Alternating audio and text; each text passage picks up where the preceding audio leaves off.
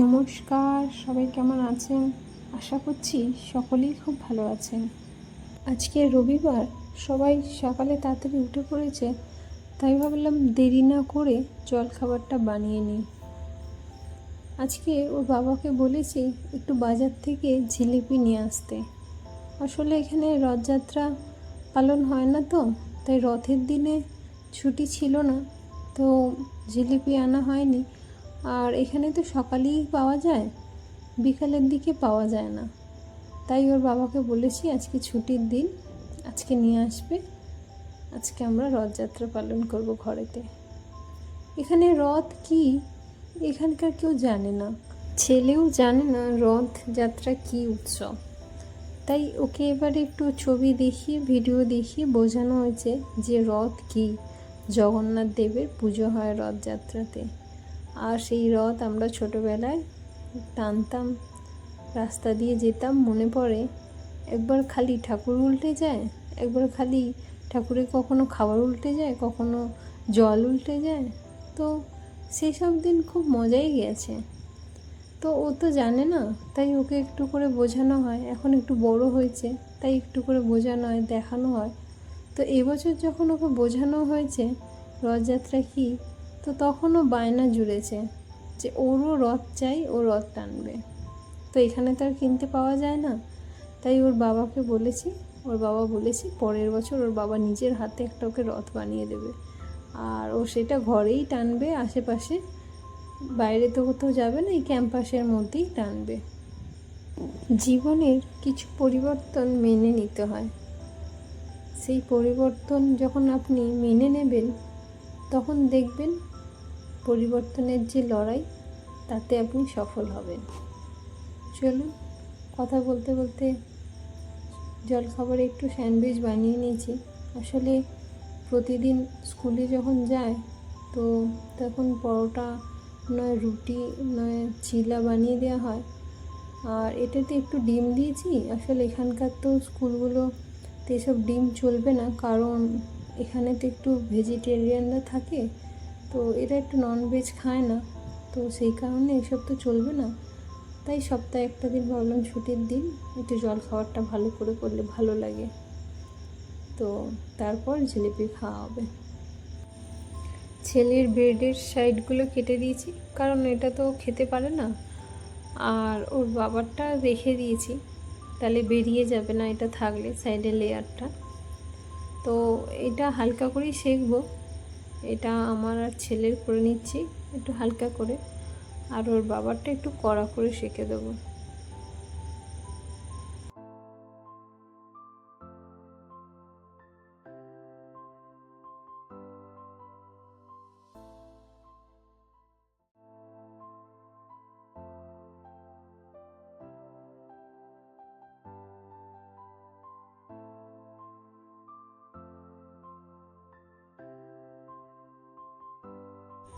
হয়ে গেছে sandwich ready.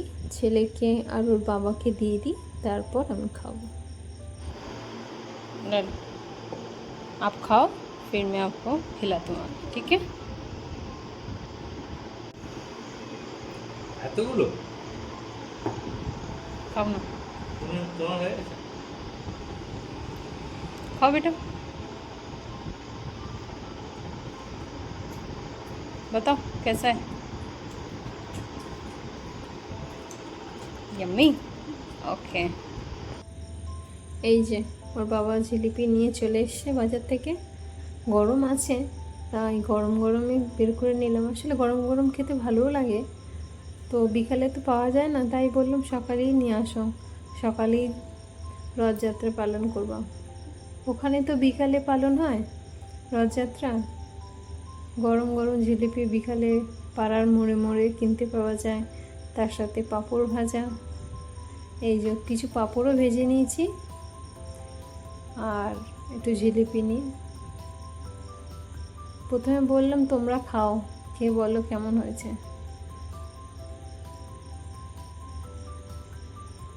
ও একটু আসলে লজ্জা পাচ্ছে ছেলে।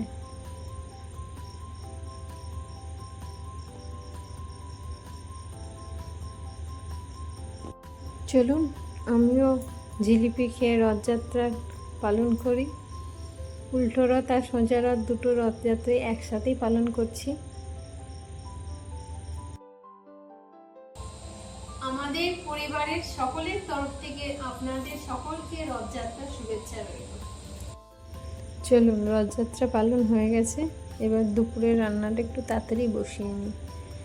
আসলে জিলিপিগুলো এনেছিল, অনেকগুলোই ছিল তো, আর পাঁপড় ভাজা জিলিপি, তারপর সকালে জলখাবারও খাওয়া হয়ে গেছে, তো পেটটা একটু টাইটও হয়ে আছে। জানি না দুপুরের খাবারটা খাওয়া যাবে কি না, তো তবু একটু বানিয়ে রাখি।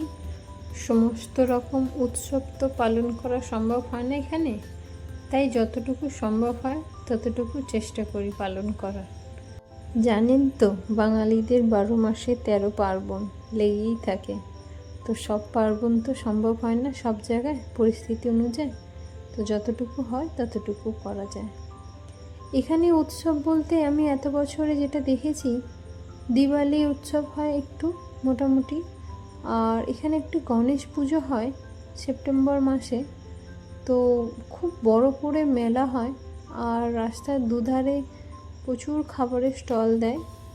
তো অনেক দূর থেকে তো সবাই আসে পুজো দিতে, তো তাদের জন্য খাবারের ব্যবস্থা থাকে, প্রচুর রকম জিনিস পাওয়া যায়, লুচি, তরকারি, পকোড়া, পায়েস, কখনো কলা, জল, যেই যেরকম সম্ভব হয় সে সেরকম স্টল দেয়।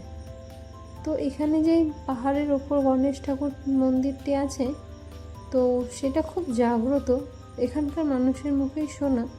সেখানে অনেকবার গেছি আমি, 5-6 বার হয়ে গেছি। এখন আর সেখানে যাওয়া হয় না, কারণ এখন বেশ কিছুদিন হলো সেখানে একটু রিস্ক হয়ে গেছে। তো পাহাড়ের ওপরে, তো একদম পাহাড়ের ওপরে মন্দিরটা, তো সেখানে আজকাল টাইগারের মুভমেন্ট একটু বেশি হয়ে গেছে, 2-3 জনকে অ্যাটাকও করে নিয়েছে। রিসেন্টলি 2 মাসের মধ্যে 3 জনকে অ্যাটাক করেছে, 3টে টাইগার। তো সেটা শোনার পর তো আর যাওয়ার জন্য সাহস করে ওঠা হয়নি। তো দেখা যাক যদি এখানে ফরেস্ট ডিপার্টমেন্ট কি স্টেপ নেয়, সাধারণ মানুষের জন্য কি সুরক্ষার ব্যবস্থা রেখেছে, তারপর যাওয়া হবে।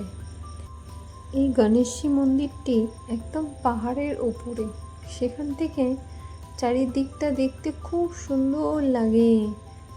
তো আমি যতবারই গেছি ততবারই খুব ভালো লেগেছে। এখন তো আর যাওয়া হচ্ছে না, এরপর যখন যাব তখন আপনাদের সাথে করে নিয়ে যাব, যখন সব পরিস্থিতি ঠিক হয়ে যাবে এখানকার। আর এখানকার বেশিরভাগ মন্দিরই সব পাহাড়ের ওপরে। আসলে এটা তো রাজাদের স্থান ছিল, রাজারা তো পাহাড়ের উপরেই থাকতো, তো সেই কারণে এখানকার বেশিরভাগ মন্দিরই পাহাড়ের উপরে বানানো। তো যাই হোক, আজকের ভিডিওটা এখানেই সমাপ্ত করছি। দেখা হবে আপনাদের সাথে পরের একটি নতুন ভিডিওটা ভালো লাগলে একটা লাইক করে দেবেন। ভিডিওটা কেমন লাগলো আমাকে কমেন্টে অবশ্যই জানাবেন।